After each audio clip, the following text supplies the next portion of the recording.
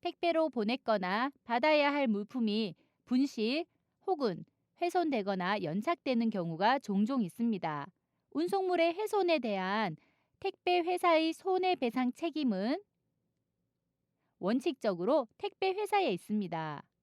하지만 고객이 정당한 배상을 받으려면 관련 규정에 대한 숙지를 해야만 합니다. 자칫 잘못하여 기간을 놓치거나 배상 범위에 대한 인식 부족으로 손해를 볼 수도 있기 때문입니다.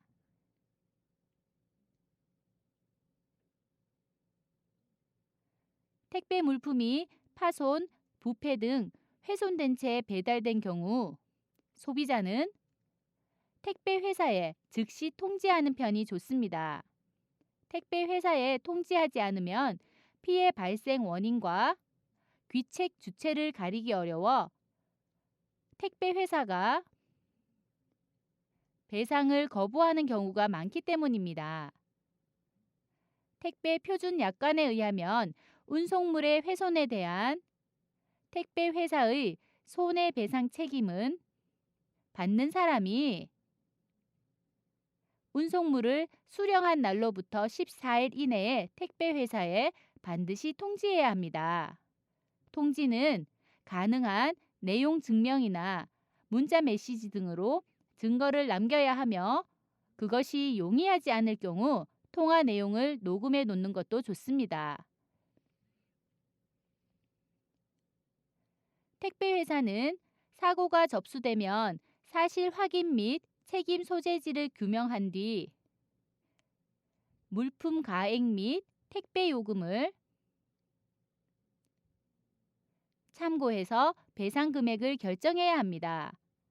택배 회사는 자기 또는 사용인 그 밖의 운송을 위하여 사용한 자가 운송물의 수탁, 인도, 보관 및 운송에 관하여 주의를 태만하지 않았음을 증명하지 못하는 한 소비자에게 운송물의 훼손으로 인한 손해를 배상해야 합니다.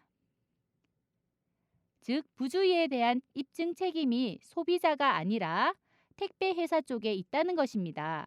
하지만 운송물의 분실, 훼손 또는 연착이 사업자 또는 그의 사용인의 고의 또는 중대한 과실로 인하여 발생한 때에는 단지 운송물의 가격뿐만 아니라 기타 고객이 입은 부수적인 모든 손해까지도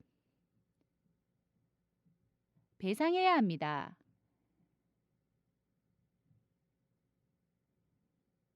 통상 택배회사가 무과실을 입증하지 못했다면 고객에게 운송물의 시가를 기준으로 배상을 해야 하며 고객이 지불한 택배 비용도 모두 반환해야 합니다.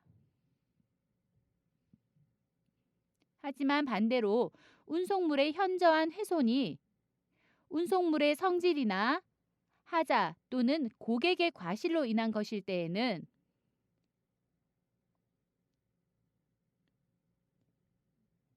택배 회사는 고객에게 택배 요금의 전액 및 운송물의 처분 등에 소요되는 비용을 청구할 수 있습니다. 택배 업무도 사람이 하는 일이다 보니 소비자든 배송 기사님이든 실수를 할 수 있습니다. 혹시 내가 이런 일을 당했다면 무작정 화만 내지 말고 오늘 배운 내용을 잘 떠올려서 차분히 해결하면 좋을 것 같습니다.